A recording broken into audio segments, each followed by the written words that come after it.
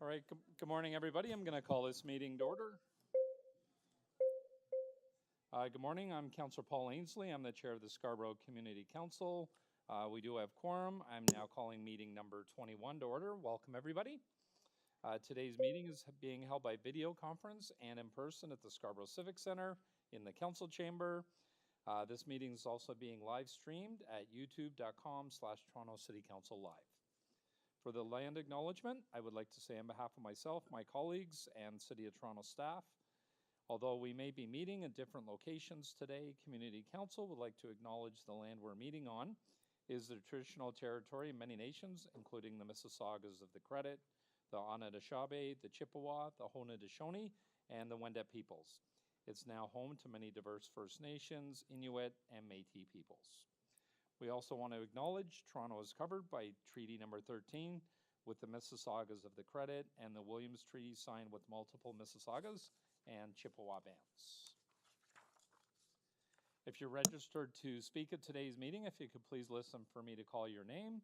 I'll call speakers in the order they appear on the speakers list.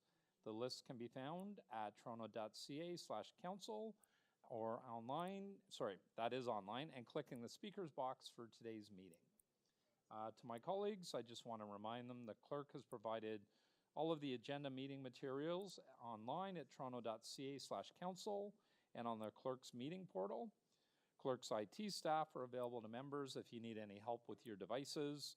I also want to remind you to please submit and approve your motions by email. Staff are available at scc@toronto.ca to help with any motions. At this point, I'm going to ask if there's any declarations of interest under the Municipal Conflict of Interest Act. Seeing none, can I have a motion to confirm the minutes from our last meeting on February 20th, 2025? Moved by Councillor Manse. All in favor? That carries. Thank you. We're going to go through the agenda.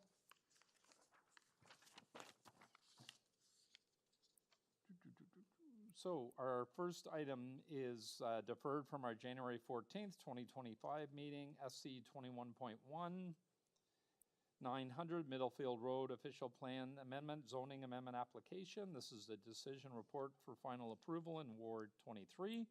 And we have 2 registered speakers, so I will hold that for deputations.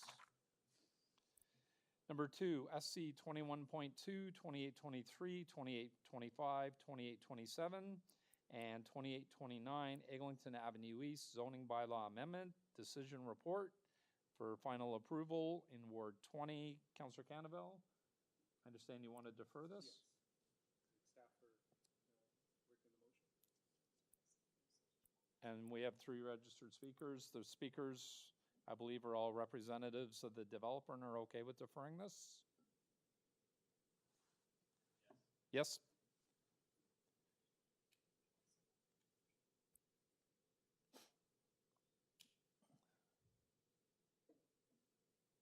Councillor Canavell?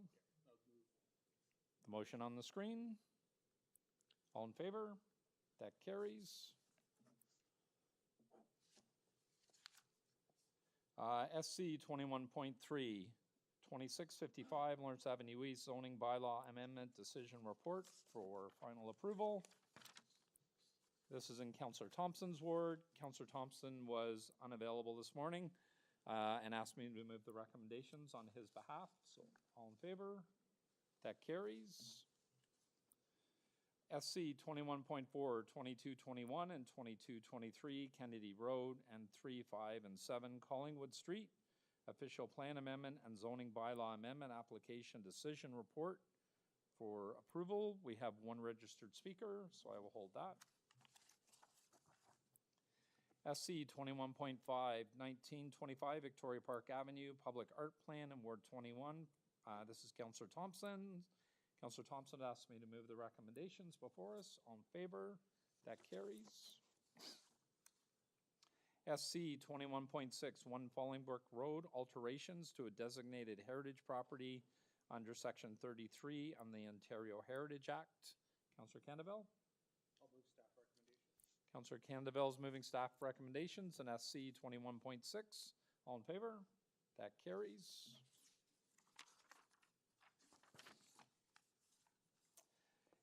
Our next item is SC 21.7, 5933, 5951 Steeles Avenue East, alterations to heritage properties and authority to enter into a heritage easement agreement.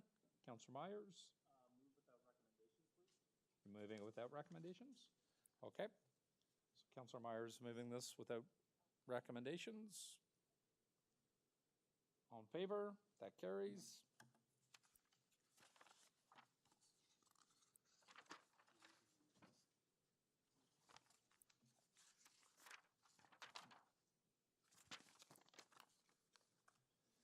Our next item is SC 21.8, 29 Mafeking Crescent, application to remove a private tree. We have a speaker for that, so I will hold that. Our next item is SC 21.9, Metrolinx's Scarborough Subway Extension, second quarter 2025 semi-annual report in wards 20, 21, 23, and 24. Councillor Myers is holding. SC 21.10, Scarborough Busway on-street measure to support the busway operations in Ward 21. Councillor Thompson, he told me he's happy with the recommendations in this. You have questions? Holding for Councillor Myers.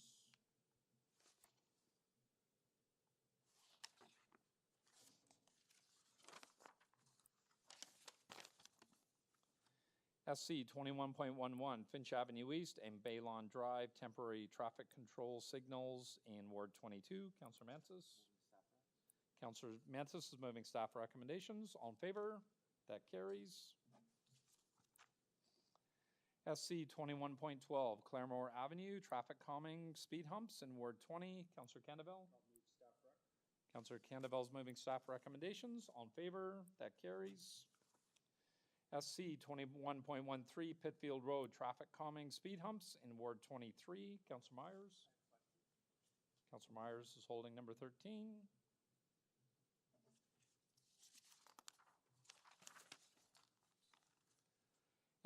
Next item is SC 21.14, Manse Road, U-turn Prohibition in Ward 25. This is Deputy Mayor McKelvey's. She told me she's okay with the recommendations. If anybody doesn't have any questions, I'll move it. All in favor? That carries. SC 21.15, East Avenue Road Safety Review in Ward 25. This is Deputy Mayor McKelvey's ward. Nobody has any questions. I'm going to move the recommendations. All in favor of the recommendations? That carries. SC 21.16, Benleigh Drive between McCowan Road and Benroyal Crescent, parking amendments in Ward 24, which is mine. I'm moving the recommendations. All in favor? That carries. Next is SC 21.17, Jong Street and Kawneer Terrace, parking amendments in Ward 21. Councillor Thompson, he said he's fine with the recommendations. I'm going to move the recommendations. All in favor? That carries. Our next item is SC 21.18 in Brimwood Boulevard, traffic calming in Ward 23. This is an item of new business, so I need a motion to add it to the agenda. Councillor Myers, did you wish to hold this down? Councillor Myers is holding number 18.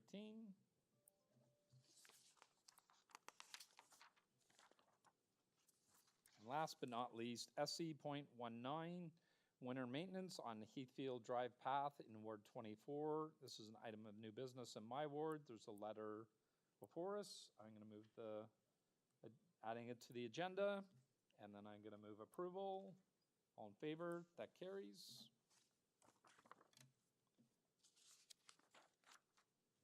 So I'm going to go back to the beginning. So our first item is SC 21.1, 900 Middlefield Road, official plan amendment, zoning amendment application, decision report for approval. We have two registered speakers, Quinn Yu and Lang Hu Zing. Are they present or online?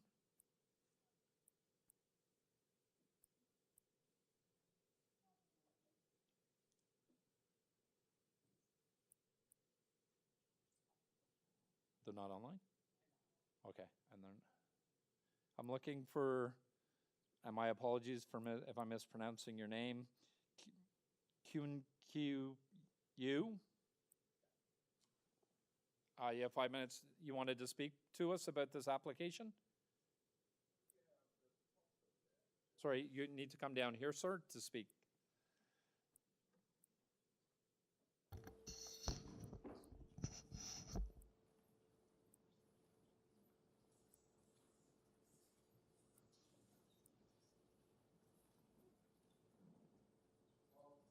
Oh, sorry, Mr. Yu, you got to come all the way down here. Sorry, my apologies.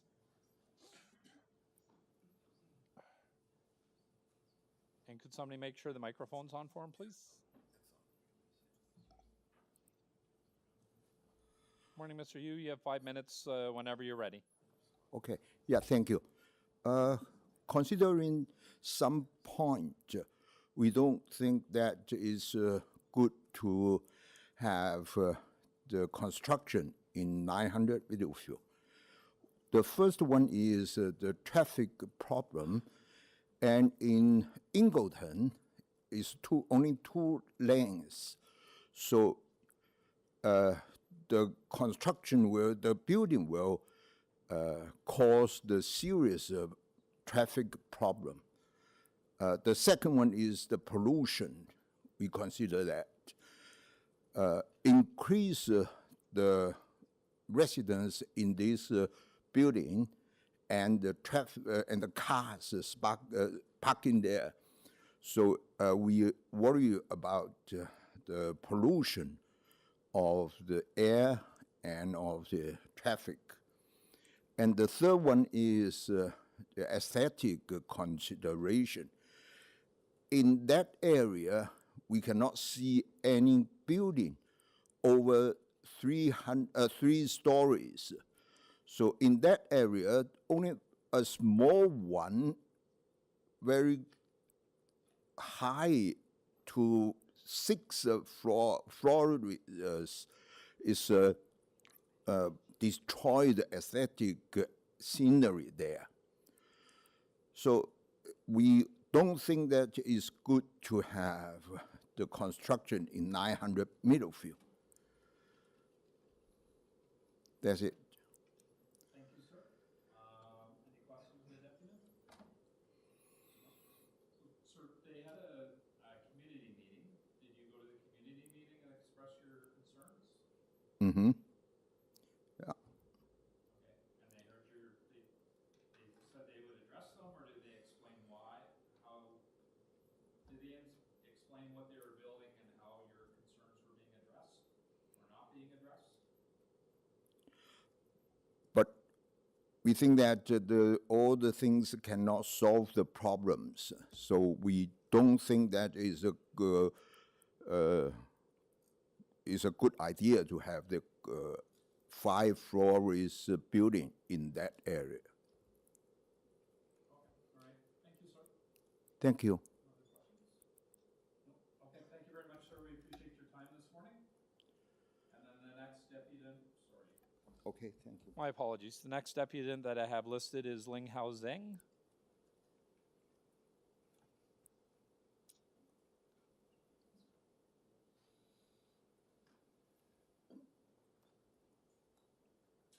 Good morning, Ms. Zheng. You have the same, we need you at the microphone as well. You have 5 minutes whenever. Okay, yeah. Our house is just the opposite of the proposing apartment or condo building, which is it's going to build 48 apartments plus 55 parking space and 35 bicycle parking. We just cannot imagine in such a small area, very small area, how can build a 5-story building and contain 55 parking, which is a huge number to us, because all the houses in Eglinton, mostly a single house, and our driveway is so too small. And the Eglinton Boulevard is only 1 lane out and 1 lane in. That's only my concern. So we don't support this construction plan. Yeah. Right, thank you very much. Yeah. Does anybody have any questions? Councillor Manse? I live in 265 Eglinton Boulevard. Oh yeah, just the opposite of the 900 Middlefield. Oh, just one more thing. Because this proposing building, the address is 900 Middlefield. And we don't understand why they will build a future driveway in Eglinton. Because the distance between the entrance to this new building and to the intersection is very short distance.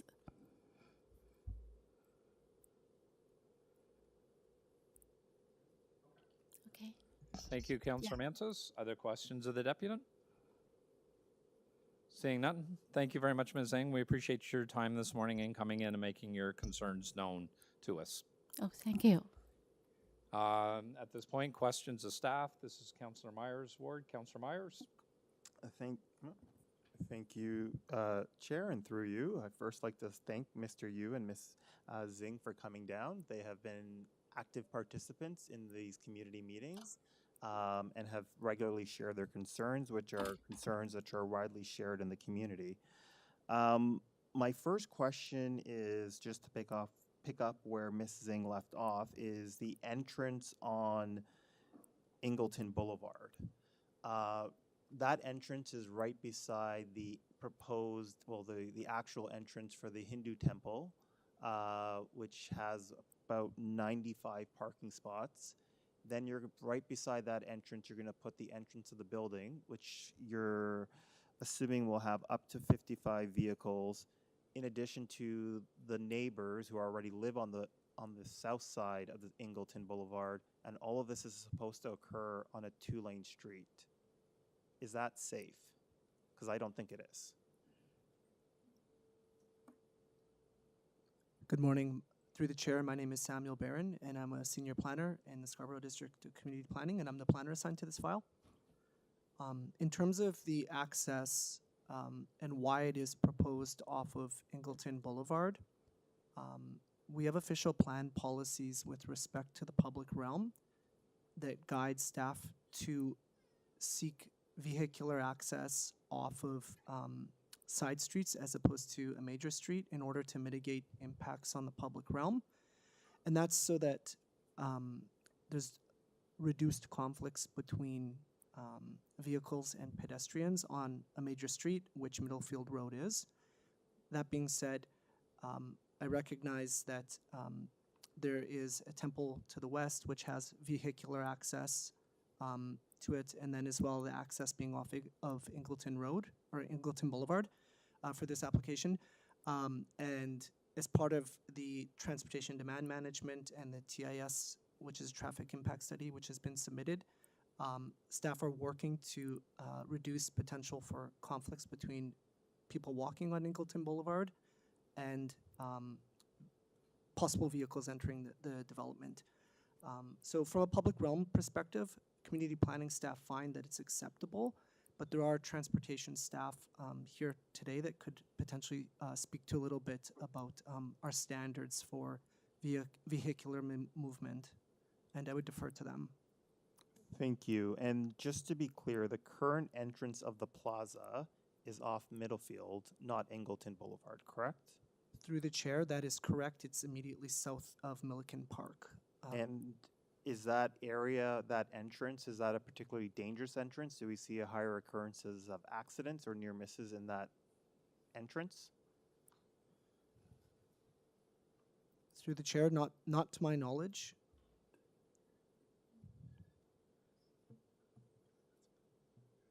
Through the chair, what I would also add is that through the review of this application with its proposed uses and through the city's guidelines on providing access on a secondary road as opposed to a main thoroughfare, it is general practice that we would consider a road such as Eglinton to provide access for the proposed type of uses. I can't speak for the existing plaza on site, but moving forward in terms of the review of an application and subject to transportation services staff's further commentary, of course, the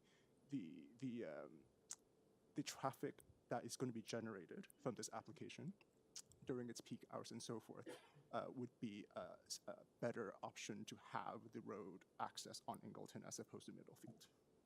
Does staff agree that putting the entrance of the temple, which can have a large number of attendees, especially during religious festivals, and then the entrance of the building right beside each other on a two-way street, and then directly south of that have a bunch of neighbors who have been living there for, many of them are seniors, they're living there for decades. Does that not create a safety problem that is not addressed in this? I understand that staff guidelines say it's generally not what staff prefer, to have the entrance off of the major road, but in this case, you've already put a major building on this, right beside this entrance, and I think you're creating a safety hazard. I think you all know that too. You have been to the site. It's not ideal. Thank you. Through the chair and mindful of the time, and I would invite my colleagues in Transportation Review to chime in.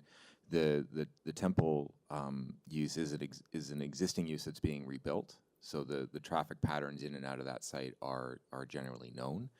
But the temple is being expanded, correct? It is being expanded for clarity. It is being made larger, but the congregation is likely not growing. It's adjacent space. The key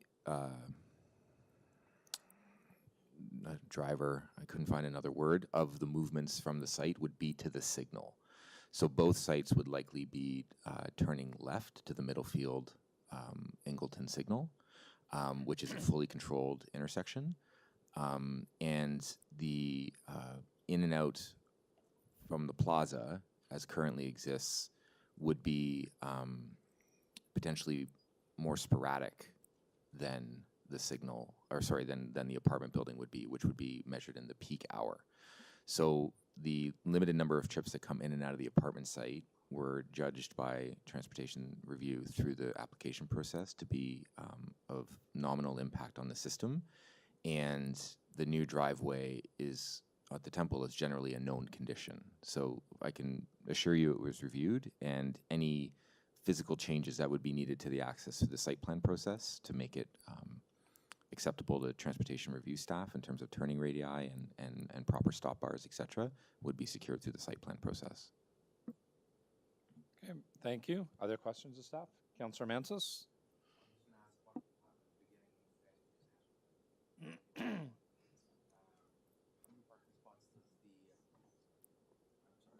That's okay.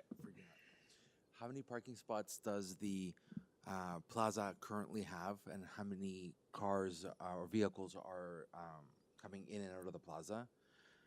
Second, with the new right-of-way bylaws or complete streets, would this be under the threshold for the height? And third, would it create a larger impact if the entrance was off of Middlefield instead of Eglinton? Through the chair, and my colleague will supplement the answer, the existing plaza has 33 or so parking spaces. Okay. It has been largely vacant. There are some businesses that have been, through the course of the application, moved in, moved out. So it's hard to say exactly at full capacity what the movements would be on and off the site if the plaza were operating at full capacity, if it were fully leased.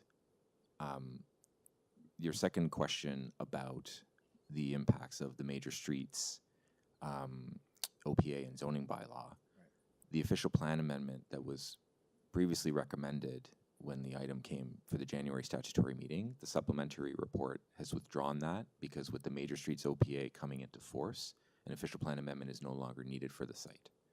A zoning bylaw amendment remains necessary for the site because it is commercially zoned, and the Main Streets bylaw only applies to residentially zoned lands.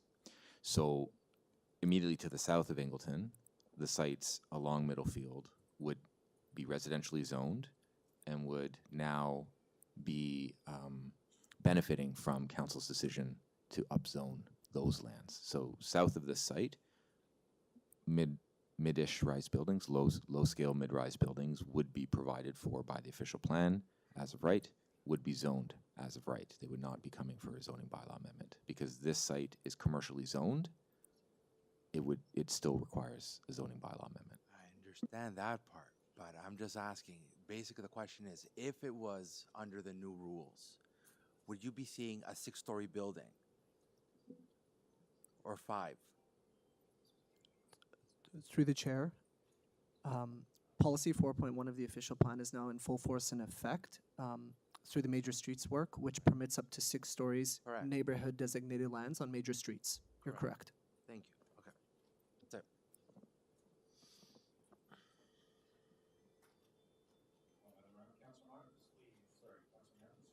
Yep, done. No?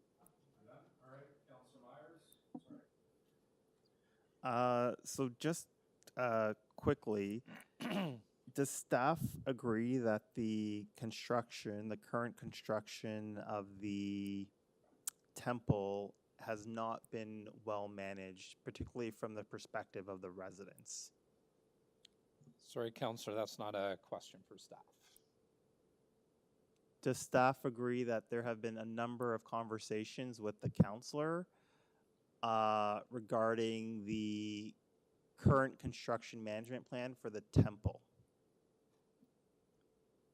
Through the chair, I have received a number of phone calls and been part of a number of conversations related to the temple adjacent to this site. And generally, what are the nature of those calls? Through the chair, the calls. Sorry, Counselor, we're dealing with the item before us, not the adjacent building. Okay, well, it's still under construction, but okay. Does staff agree that the area is within the zone of an employment area, the Tapscott employment area? Through the chair, the site is immediately west of the Tapscott employment area, and it is not designated employment in the official plan. It's designated neighborhoods, but it is directly adjacent to an employment area. Do those businesses then have standing if they were to take an application to the OLT due to the proximity of the development to their businesses? Through the chair, I would defer to city legal to clarify whether a third-party appeal would be permitted from anyone in the employment area. Thank you.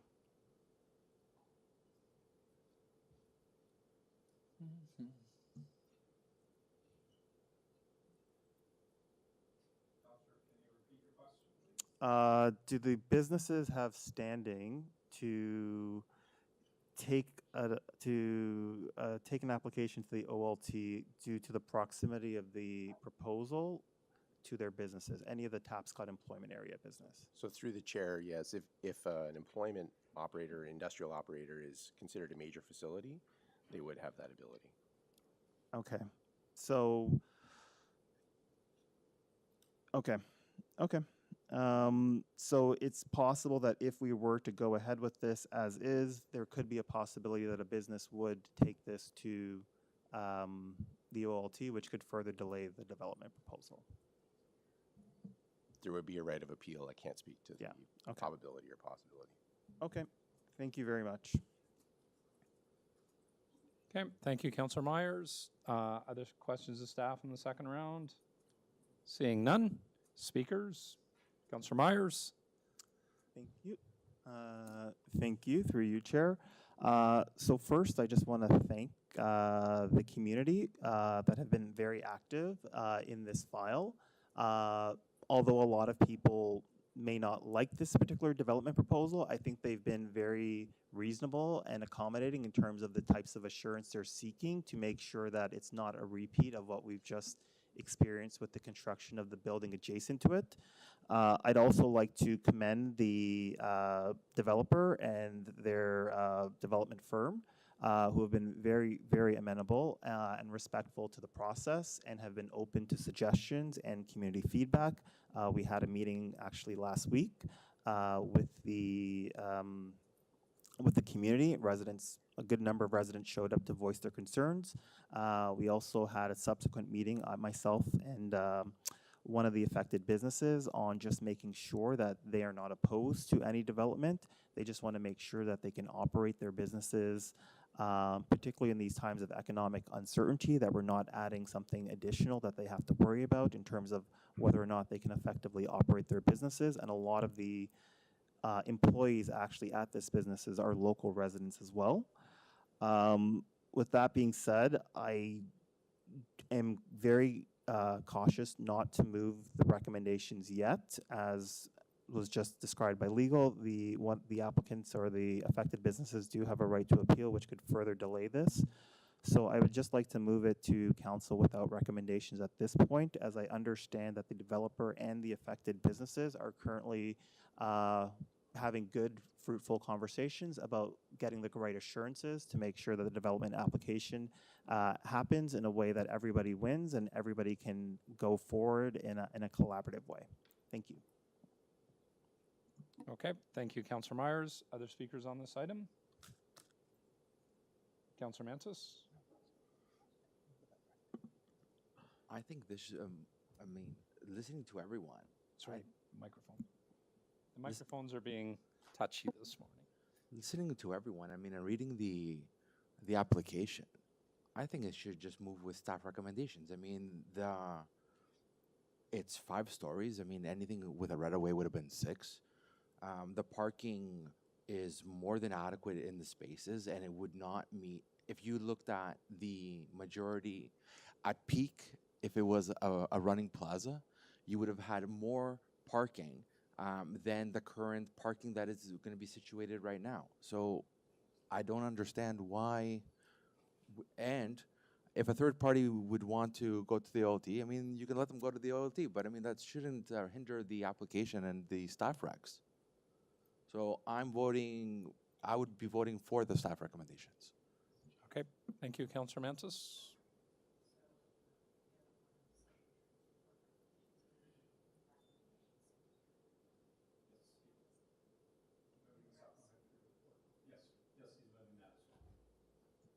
Okay, which one? Does anybody else want to speak? Councillor Kenneville? No? Okay.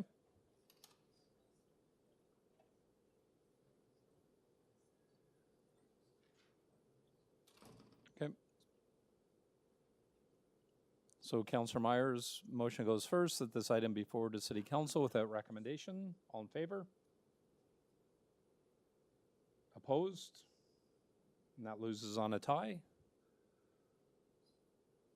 And then the recommendations in the report and the supplementary report. All, sorry?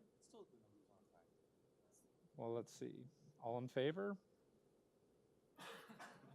Opposed?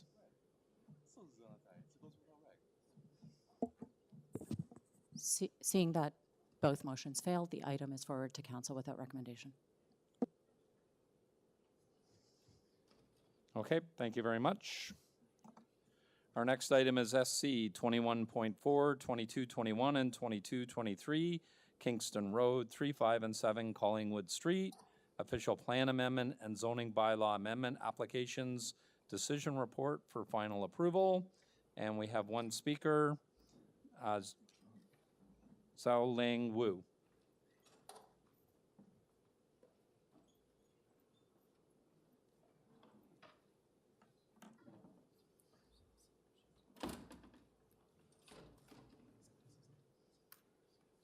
Is she online?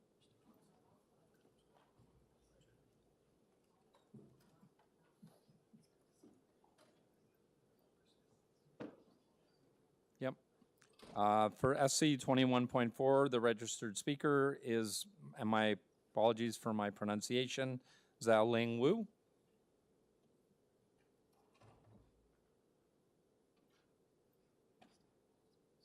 Going once, going twice, 3 times.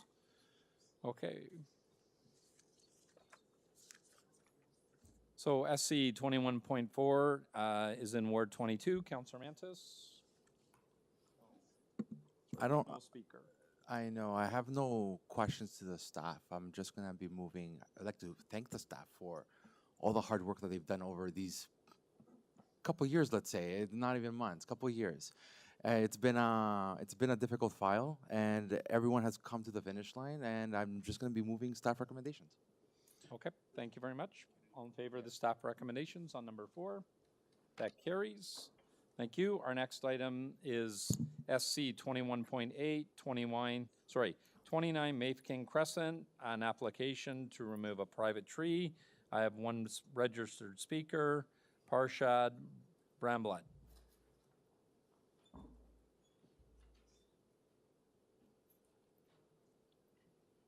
Parshad Bramblett? Okay, they're online.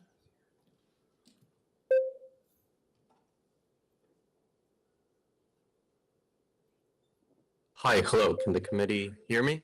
Good morning, sir. You have 5 minutes to address the committee whenever you're ready.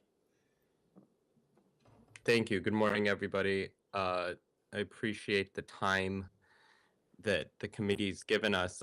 This is a application to remove a tree in my childhood home. So I actually love this tree, but my mom is getting a little older, and she lives at 29 Mafeking alone. I have since moved out. The size of the tree and the fact that last year, the neighbor's tree at 32 Mafeking, several big branches fell and damaged the house. That plus the fact that there was a robbery in our neighborhood where the police was also involved, and the thief was actually hiding in our backyard.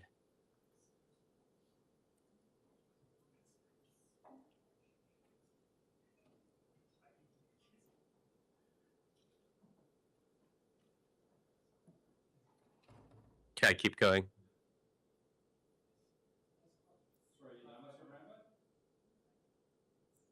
Sorry. Yes. So, given some of those incidents, my mother's been quite spooked to have such a large tree in the backyard that could damage the house if something was to go wrong, and that's part of why we just wanted to give additional context to the application for the committee. Okay, all right. Thank you. Questions of the deputant? Councillor Cannavale? Thank you. Sorry, the name's escaping me, but thank you for deputing before us. I just wanted to better understand your argument. I know you'd shared that it was a beloved tree in your upbringing. Presumably, the natural course of neighborhoods we see change. Folks move out either to a condo. Certainly, that's something on my mother's mind.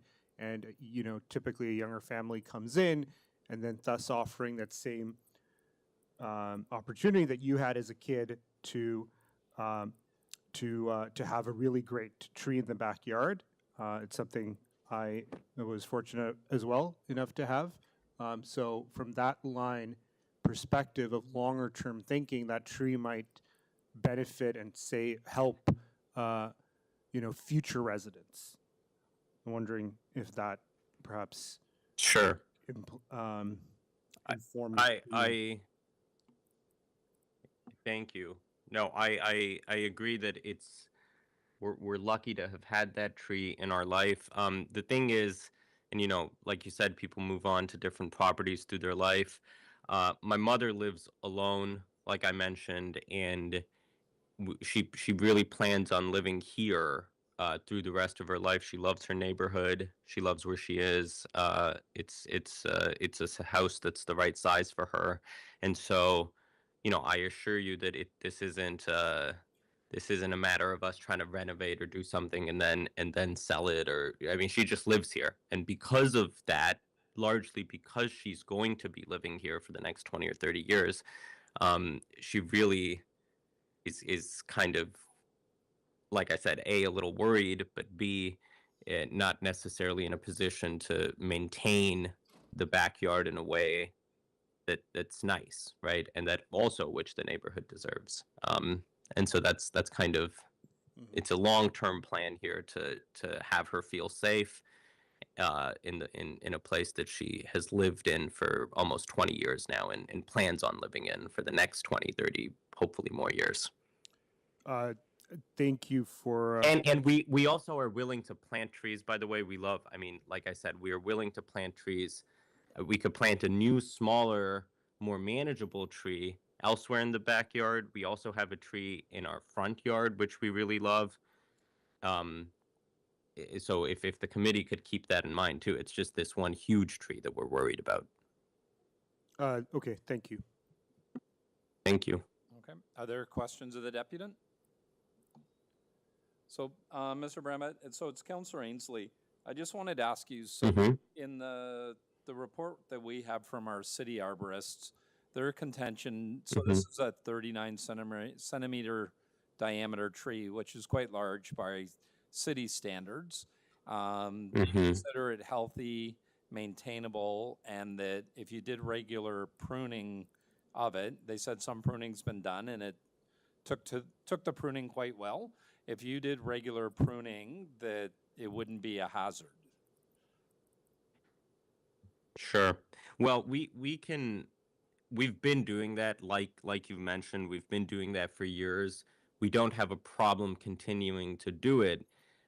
As and I'm sure my mother loves this tree as well. We'd be more than willing to prune, but it's not going to necessarily calm her concerns as she gets older. It's just she's not as interested in fact, if I'm completely honest with you, when we prune it, she gets even more worried about the sizes of the branches that are being pruned, and thinking that, hey, if this had fallen on the last storm, so the pruning, I'm not going to dispute what the city experts have said, but as even they've conceded, it's quite a large tree. And so those branches, they're quite large.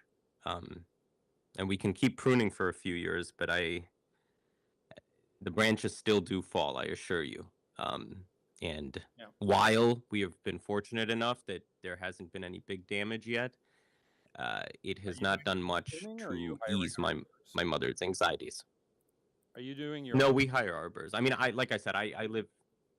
No, we hire people because my mom obviously is not going to be cutting any trees, and then I live in the States now, so I try to go back when we have like roofing work or tree work just to help supervise, but I don't do it myself either.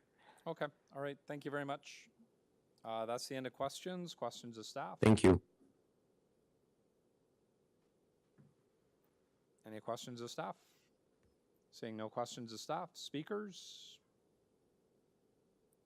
Seeing no speakers, so I'm as a local councillor, I understand the residents' concerns, but I also have to say that a tree this large has a lot of community benefits as well. This is a 39 centimeter, very healthy tree. You can see by the picture in it, so I do appreciate the residents' concerns, but they also said that they are pruning the tree. Our forestry staff are saying that the pruning is being done in an acceptable manner, so I really can't support taking down a healthy tree of this size. So I'm going to move that the application be denied. All in favor? And so adopting the recommendations. All in favor? And that carries. So members, we had a registration glitch. They're gone now? Okay. We had a glitch, but they're gone. Don't worry about it.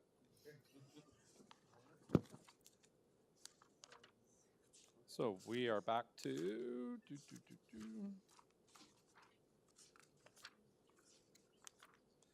All right, number 9. All right, our next item is SC 21.9 Metrolinx's Scarborough Subway Extension, second quarter 2025, semi-annual update in wards 20, 21, 23, and 24. Councillor Myers, you held it. Questions of staff? Yes, thank you. Through you, Chair. So my question is regarding the page 6. It says city staff requested Metrolinx access options to optimize the walking distance and accessibility for pedestrians to the Scarborough Town Centre, including weather-protected areas as one of their priorities.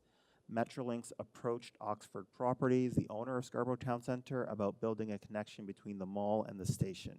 Metrolinx advanced a design with a below-grade tunnel connection, but was informed in November 2024 that Oxford Properties was no longer interested in proceeding due to the costs associated with the tunnel.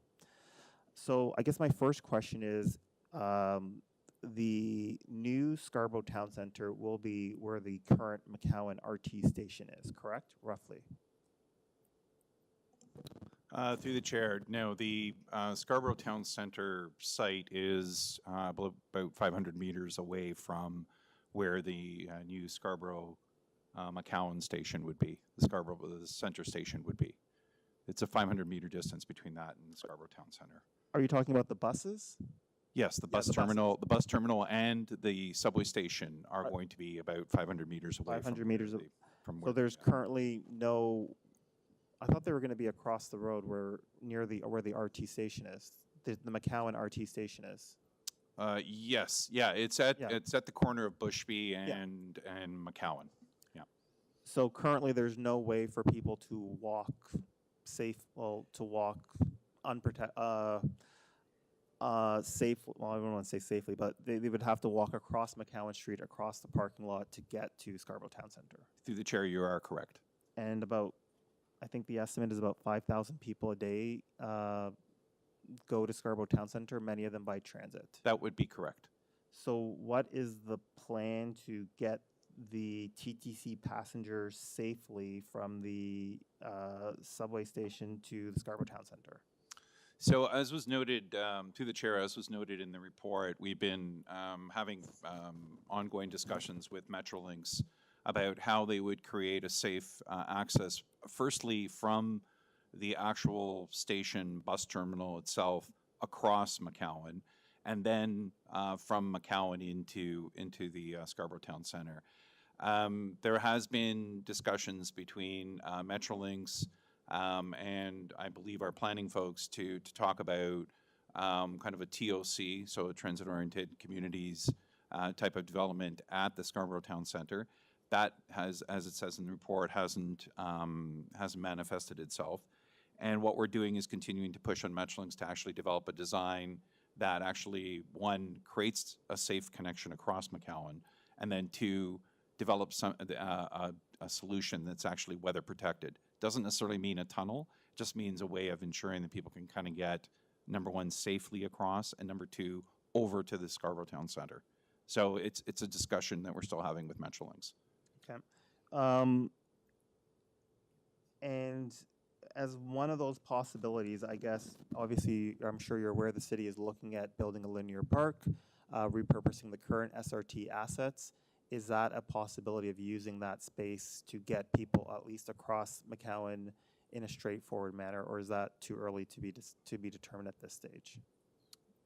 So through the chair, I'm not sure that the state of development for the SRT park at this point in time. Okay. Could it be? I mean, we will once we have some further information about it, we'd be willing to share it with Metrolinx to make sure that they understand, other alternatives to get people safely across to the Scarborough Town Centre. Thank you. And through the chair, if I can just supplement that answer as well, which is entirely accurate. It's early days on those conversations. However, to speak to what development review and city planning policies would push for in the Oxford block specifically is in the attachment, and I believe it's figure 3, at least showing a level of progress with a potential for knockout panels or direct below-grade connections. I think where Oxford had some reservations was turning that into a tunnel all the way to the front door of the mall. But if we were to have that knockout panel, some level of direct grade change and access elevators to something, I'm sure folks have been to the Well. It's a fully pedestrian-oriented, weather-protected environment that could traverse that level of scale as a block, and that would be what, in lieu of a tunnel through development review, we would be pushing for that type of intervention. Eventually, there would be a street crossing of Progress, or whatever the street would be called, coming south from Progress. Bushby, or going to the mall near the movie theater entrance, as opposed to going to where the back entrance is of the current station. So those types of pedestrian routes and desire lines would be considered through development sites, and I think that Oxford is probably alive to that type of thing, but not due to cost. I think having a complete tunnel, and that would be a very long and unless properly activated, a difficult / boring / potentially unsafe and unsupervised 500-meter walk in the tunnel to the front door of the mall. Okay, thank you very much. Are there questions of staff on this item? Seeing none. Speakers, Councillor Myers, you held it? Yes, just very briefly, I think this is a great first step just to begin getting these, I guess, semi-annual updates on the progress of the Scarborough subway. It's important for the community also just to know what's happening. It's also important for the councillors to know what's happening. And I think just having a regular cadence to these reports rather than them being sort of individual councillor one-on-one meetings is the way to go. Whether the Scarborough subway is in your ward or not, I think we all have a stake in it. We all want to see the project successful. We all want to see this project added to the community infrastructure and physical infrastructure of Scarborough in a way that benefits future generations and the current generations of Scarborough residents. So I'm just very thankful to the staff for putting this report together. And thank you, Derek, for making your way to Scarborough. Okay, thank you, Councillor Myers. Other speakers? Seeing none, Councillor Myers, you're moving the recommendation for receipt? Yes, please. All in favor of receiving this report for information? Thank you, that carries. Our next item is SC 21.10, Scarborough Busway on-street measures to support busway operations in Ward 21, held by Councillor Myers. Councillor Myers, questions of staff? Is anyone from TTC here? Through the chair, my name is Mark Tan. I'm the manager of transportation engineering at TTC. Thank you. So my first question is there, I didn't see it in the report, is there an updated timeline as to the construction of the Scarborough Busway? Through the chair, the current timeline is that it is expected to be completed in 2027. The tender contract for the busway is currently in market, and there'll be an update to the board in May. And when will the groundbreaking be? We currently don't have that information until the tender closes. How long is the construction expected to take? Through the chair, the completion is expected in 2027. That is all the information we have at this time. And what is the TTC's plan for the red bus lanes once the Scarborough Busway is complete? Is it the plan to keep those going forward or to remove them? Through the chair, my name is Alan Abergena. I'm from Transportation Services. Regarding the rapid TO lanes on Kennedy and Midland, we will review the need to keep those lanes after the busway opens, so we'll have a sense of how much service is needed or will be maintained on the street network. There's also a second component of the rapid TO lanes on Ellesmere, which will be kept all the way until the Scarborough subway extension is in operation. So definitely we will review and monitor the street network at the earliest when the busway opens in 2027. So it's likely that some of the rapid TO or red bus lanes will remain, and there is a possibility that some may be reviewed, may be removed, may stay. We don't know yet. Potentially, depending on the service levels that TTC will run on these routes. Thank you very much. That's all the questions I had. Okay, thank you, Councillor Myers. Councillor Canaville, questions of staff? Thank you, Chair, and through you to staff. The red bus lanes on Kennedy and Midland have been a sore point for many constituents of mine and general Scarborough residents I've heard in terms of the traffic that it's created on Kennedy and Midland. There is a lack of understanding and concern about why it's taking so long for the Scarborough Busway to be built. Can staff speak to why completion is it's necessary for 3 to 4 years to build the busway? Through the chair, the busway is currently in tender, and the design to get it to this point requires quite a bit of technical work. This includes removal of rails, design of the physical roadway itself, and the associated engineering design for geotechnical and stormwater. So there's quite a bit of work that was required to convert the existing rail right-of-way into a busway. So this is some of the reasons why it's taking so long. It's that's frustrating to hear that the design function requires such time. You know, in the minds of the public, the right-of-way is there. What needs to transpire is removal of the electrical rail, pave it over, put buses on it. Though it obviously seems easy, there's a lot of concern about that. Secondly, in relation to... Yeah, Councillor, do you have a question? Yeah.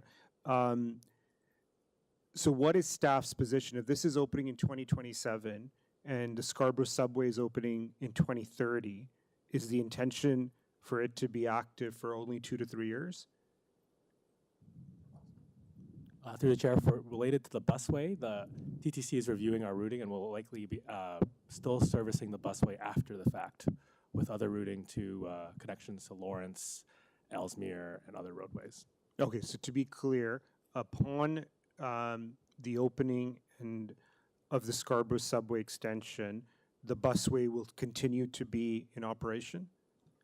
Yes, that's correct. Okay, thank you, staff. Okay, thank you, Councillor Canaville. Other questions of staff on this item? Seeing none. Speakers, Councillor Myers, you held the item. Thank you. I just would like to say thank you to the staff for really putting your feet to the pedal on this. This has been a long process. I remember back in 2022 when there wasn't even money to design the busway, and now we are at the point where we are actually taking the rails up. So I think this is going to be a good thing for Scarborough. I think this is just more transit, better transit, just creating more connections, because as one of the things I've repeatedly noted is that for 30 years an entire community has grown up around Lawrence East, and while they are sure grateful to have the station at Lawrence and McCowan, that's about a 15 to 20 minute walk for most people. So there is a need for some sort of rapid transit directly at that spot. So I'm very, very pleased to see this going forward. I'm also happy to see that staff will be hoping to keep this in operation after the Scarborough busway is complete, or the Scarborough subway is complete, because it's just more infrastructure and creates more options for residents. I hear Councillor Candeville's frustration. I get some of the same concerns about the rapid TO bus lanes. So anything that we can do to make the use of the bus lanes better understood by residents. One of the common complaints I hear is that I always see them empty. So one of the things we are working on at TTC is just to try to get better spacing of the buses so that we can see, so that people can see that they are being used quite consistently. And as someone who uses those red bus lanes on a weekly basis, at least 4 to 8 times a week, I can say they are used, but we can always look at ways of improving public education and public understanding as to why the bus lanes are designed in a certain way, why they are located in their current locations, and to see if we can get better usage of the bus lanes to just make the bus network in Scarborough faster and more convenient overall. So thank you very much. Thank you, Councillor Myers. Other speakers on this item? Councillor Candeville? Thank you, Chair, and through you. This has been a deep sore spot for many residents of Scarborough. And the context goes back to the summer of 2023 when we saw negligence, we saw the lack of investment care concern for Scarborough result in the breakdown of the LRT, and thankfully no one was hurt that day, but it was a symbol of the lack of attention, investment in transit over decades in Scarborough. Following that, we saw an unnecessary delay in the need around the conversation for a busway connecting so many workers to the downtown core. And, you know, with that, we saw an eventual investment in the start, but the time that we're taking for design for a much needed transit project that's not capital intensive is unacceptable in my opinion. And this is not obviously in relation to the staff here present, but broadly as a city, this should have been a priority project that should have been greenlit, funded, and started much earlier for Scarborough residents. For us as a city to expect them to experience 4 years of these express buses and the challenges that come with it is very unfair, and a continuation of that culture that has resulted in such inequity in transit planning and experience in Scarborough. Councillor Myers and I were in Taipei, Taiwan just a week ago, and we saw, as many parts of the world see and experience the planning and execution of transit in such short timelines. For us to do 4 years for a simple busway, which is the paving of the existing infrastructure in the minds of a lot of Scarborough residents, is reflective of a deeper dismay of culture in the city of Toronto. We saw last week the fiasco over the ferries. This is a bigger problem that we need to underscore and address as a city. And this is something that's unfortunate, that we've got hundreds of thousands of Scarborough residents waiting in buses unnecessarily, simultaneously placing frustrations on drivers who use the arteries of Kennedy and Midland every day for work, play, and life. So I think it's important we address it, acknowledge it, and look at ways to do better. It's something I'll speak to at City Council. And finally, my sincere hope, to Councillor Myers' points as well, that we look at activating this space in a more lively manner. I think it makes complete sense to have north-south cycling lanes unobstructed. There's so much we can do. Night markets is another feature we saw in Taipei, Councillor Myers, as well as some other councillors. There's so much we can do with that space for a vibrant, culturally diverse community like Scarborough. There's a collective failure of imagination and visionary thinking to how to really create a vibrant Scarborough, and I'm hoping this serves as a place that we can change, shift, improve the culture at the City of Toronto. Thank you. Thank you, Councillor Kenneville. Any other speakers on this? Seeing none, Councillor Myers, are you moving the recommendations? All in favor of the recommendations in SC 21.10, Scarborough Busway, on-street measures to support busway operations. All in favor? And that carries. Our next item is SC 21.13, Pitfield Road traffic calming or speed humps in Ward 23. Councillor Myers, held by Councillor Myers. Councillor Myers, questions to staff. Thank you. Through you, Chair. My first question is just if staff could give a bit of a background as to how this report came to be. Through the Chair. Thank you, Councillor Myers. Normally what we do for traffic calming, the request comes to us from the Ward Councillor's office. We investigate, and then we run the warrants to see if traffic calming measures are warranted or not, then followed by our recommendations if they do. And this letter, this request was prompted from another community stakeholder, the local school, the principal of C.D. Farquharson Public School, who had written a letter to my office outlining some of the concerns for kids trying to get to school, local kids trying to get to school at C.D. Farquharson, correct? I believe so. Yeah, okay.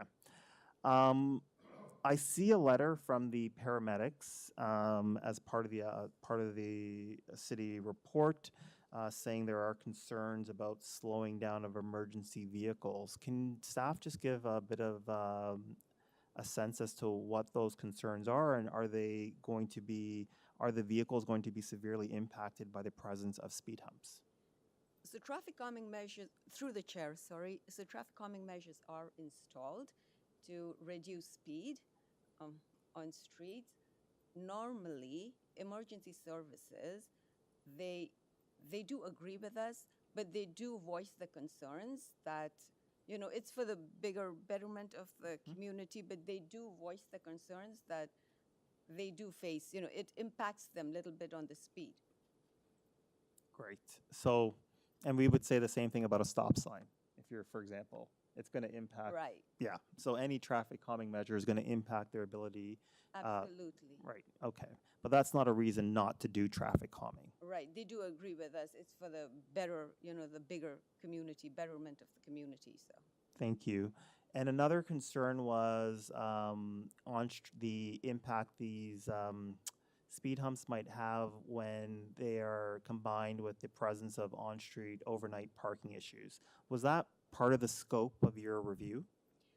Normally, yes, we do. It's mentioned in the report that it does not impact on-street parking. Mm-hmm. And does the presence of cars parked make the road unsafer if you were to combine it with speed humps?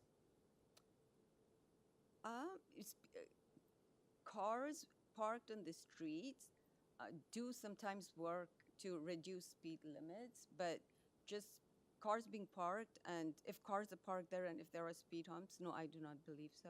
Thank you. We've also had a resident mention, why is there recommendations for 12 speed humps? Could the number of speed humps be reduced? Speed humps, through the chair. Speed humps are normally installed between 60 to 90 meters for efficiency.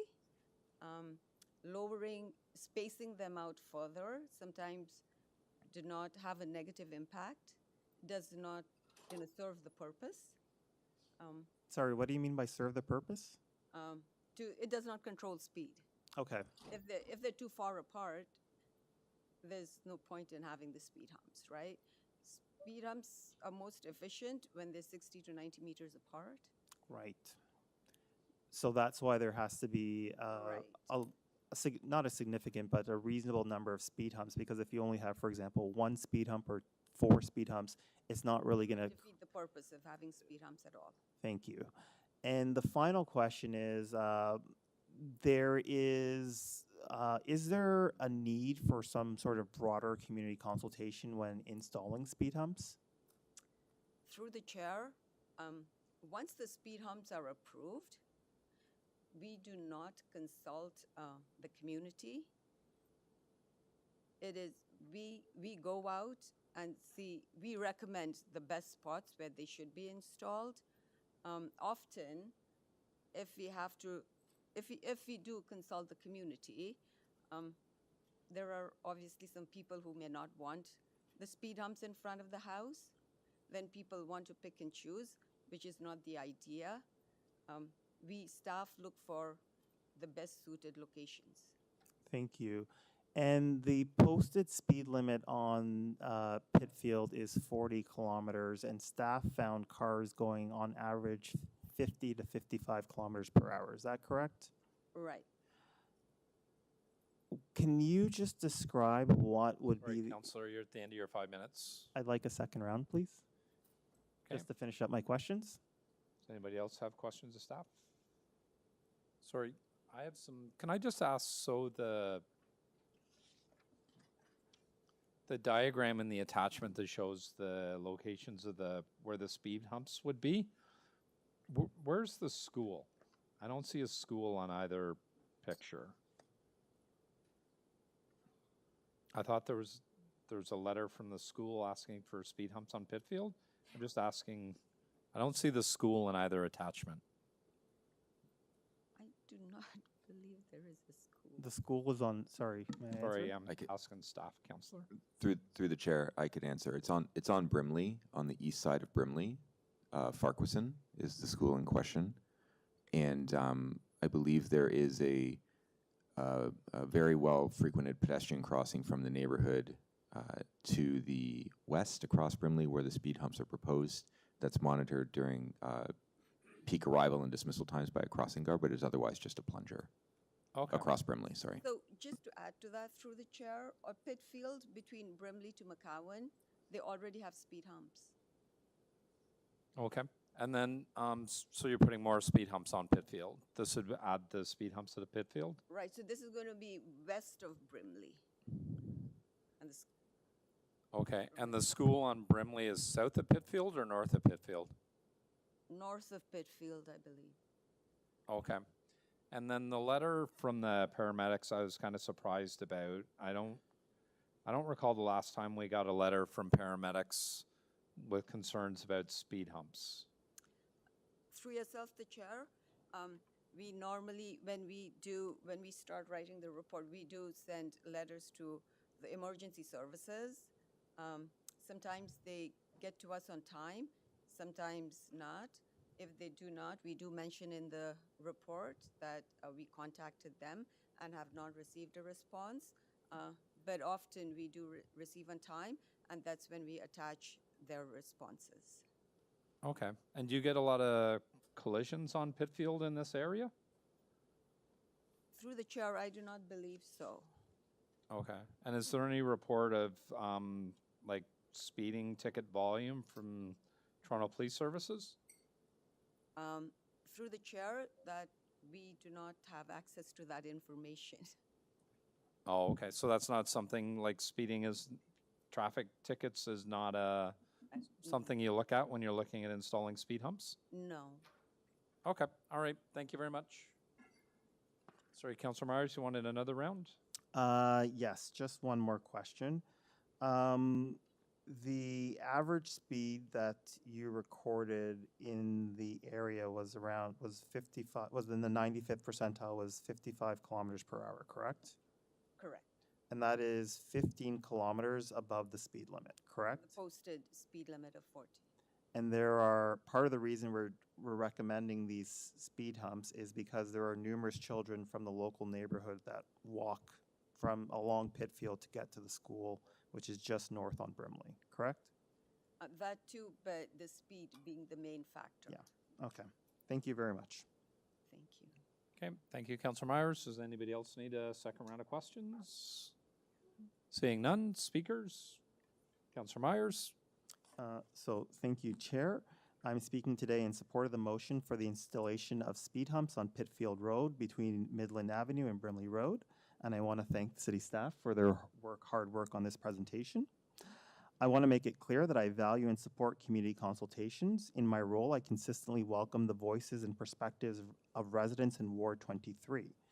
Public input helps shape decisions that reflect the needs and concerns of our communities, and under regular circumstances, speed hump installations go through a consultation process that includes polling by city staff. The process is important and in many cases necessary. However, in this particular case, we are dealing with a school zone, an area where children cross daily, and numerous cars that are going quite fast. That I was out there yesterday and witnessed these cars going quite fast during the school morning drop-off period. And when there's a concern between, when there's a need between consultation and community safety, I think we can all agree community safety, particularly our vulnerable community residents such as children, must take precedence. I also had the opportunity when I was there to speak with Tom, the crossing guard, who has served that intersection for over 15 years. He told me about the almost daily reckless driving he witnesses, particularly during pickup and drop-off times, often from parents rushing to drop their kids off. I also, in addition, spoke to the current principal, not the one who wrote the letter, but the new principal, and he also shared similar concerns about parents picking up and dropping off their kids, creating safety hazards for the wider community. This is about a bigger picture. This isn't about just one speed hump on one street. It's about protecting our children, ensuring that school zones in our city are treated with the seriousness they deserve. And these changes will benefit everyone in the community, not just the students, but seniors and people in their neighborhoods who are just out for walks. A safer, stronger neighborhood benefits everyone. And with that, I'd like to move the recommendations of staff. Okay, thank you, Councillor Myers. Any questions of the mover? Seeing none. Other speakers? Seeing none, so we have the recommendations before us in the report. All in favor? And that carries. Our next item, 18. Our next item is SC 21.18, Brimwood Boulevard, traffic calming in Ward 23, held by Councillor Myers. Councillor Myers, questions of staff? Thank you, through you, Chair. So I'm just wondering if staff could just briefly go over some of the current safety measures that are already along Brimwood Boulevard where those 3 schools are located. Through the chair, thank you, Councillor. Staff did do a site visit. The school enhancements are all in place. Signs were properly posted.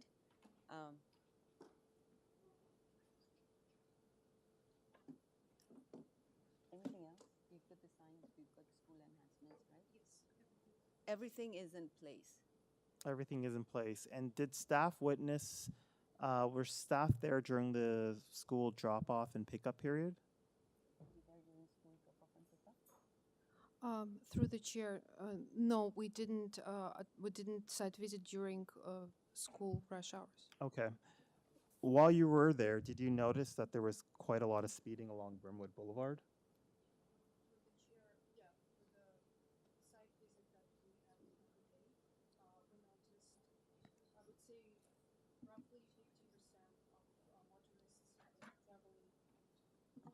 With a higher than posted speed. Through the chair, I also want to say it was not like officially done with a radar or anything. You know, the human eye perception yeah. when you're standing and somebody is driving, right? So we tend to think that they're driving fast. Yeah. So I want to place that on record. Yep, thank you for that. And what is the speed limit in that area? Through the chair, it's 40 kilometers per hour. Okay. And staff, not through an official study, but just through observation and experience, noticed a significant number of cars going above the 40 kilometers per hour. Yeah, through the chair, there is a permanent watch your speed sign right at the northwest corner of Benleigh and Brimwood. So this watch your speed sign, it detects the going speed. So just by looking at that radar, it was obvious that some motorists are traveling with a higher speed. Thank you very much. And can you just speak a bit as to why you were out there in the first place? Yeah, so city staff, we conducted the site visit following the tragic fatality that took place on March 26. So as part of our responsibilities, traffic operations had to go in a field and investigate the current condition of the site and make a note of any missing or faded signs or pavement markings, just the overall traffic safety situation on that location. And that's when we observed that some motorists are traveling with a higher speed. Thank you very much. And the incident that occurred, the pedestrian that was killed, that was actually one of the local students, correct? Through the chair, that is correct. Thank you.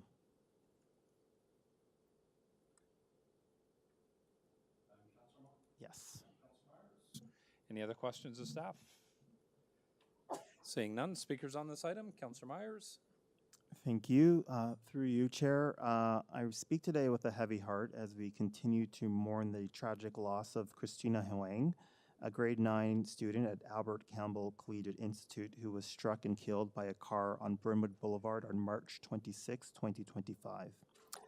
Christina's death is devastating, not only for her family and for her school, but for our entire community. We lost a bright young life, and that is something that no parent, teacher, or student, or neighbor should ever have to endure. Brimwood Boulevard is home to 3 schools. It sees high pedestrian and vehicle traffic daily, particularly during school hours. For years, residents, parents, and educators have raised concerns about the safety, and we've been taking many measures, including watch your speed sign, no U-turn signs, etc. But despite all of these efforts, we still witness a tragedy at the hands of a distracted driver on the road. I want to be clear that this street that has signage, has crosswalks and traffic measures in place, but that's not enough. Infrastructure matters, but so does behavior. Road safety is a shared responsibility for all of us. It takes a community to protect our children, and we can no longer accept unsafe driving as just another part of school drop-offs and/or morning routines. To the parents of the 3 schools, I want to speak directly to you. We understand the desire to get your child as close to the school as possible to the school entrance, but it's often this very behavior that creates unsafe, chaotic, and dangerous conditions for all kids, including your own. If we are serious about keeping our neighborhoods safe, we must all take responsibility. Slow down, follow the rules, and lead by example. Every driver passing through a school zone should imagine that it's their own child crossing that street. So I'm putting forward a motion that requests that traffic management staff bring forward recommendations to design speed humps for Brimwood Boulevard between Brimley Road and Sandhurst Circle for our next Scarborough Community Council meeting at May 1st, 2025. It also requests a review and recommendations for enhanced safety at the 2 pedestrian crossovers on Brimwood Boulevard. This includes options like crossing guards, curb bump outs, high visibility paint, flex posts, and other effective tools. These improvements will align with the findings from the Vulnerable Road User Assessment currently underway at Brimwood and Bridley Road. The goal of this motion is simple: to prevent another tragedy, to create a safer environment for students, families, and for all road users. Because safety is not just about signs and speed humps, it's about accountability, awareness, and compassion. I'd also like to acknowledge the leadership that the students themselves have demonstrated in this difficult moment. One of Christina's classmates, Ricky Chan, has put together a petition on change.org to make school zones safer in North Scarborough. At this moment, the petition has over 218 signatures, and I will be submitting this petition at our next upcoming council meeting. I just want to thank Ricky for his leadership, and to really this just emphasizes that, you know, students are not just leaders for tomorrow, they're leaders for today. This is the type of movement, the type of work that we need to see more of in our community to push the types of changes that we'd like to see. And with that, I will end my remarks by just saying my sincere condolences to the family and to the students of Albert Campbell Collegiate Institute, and for those that knew and loved Christina. Thank you. Yep, thank you, Councillor Myers. So we have the recommendations before us in SC 21.18, Brimwood Boulevard traffic calming, moved by Councillor Myers. All in favor? That carries, none opposed. And I believe that's our last item. Bills.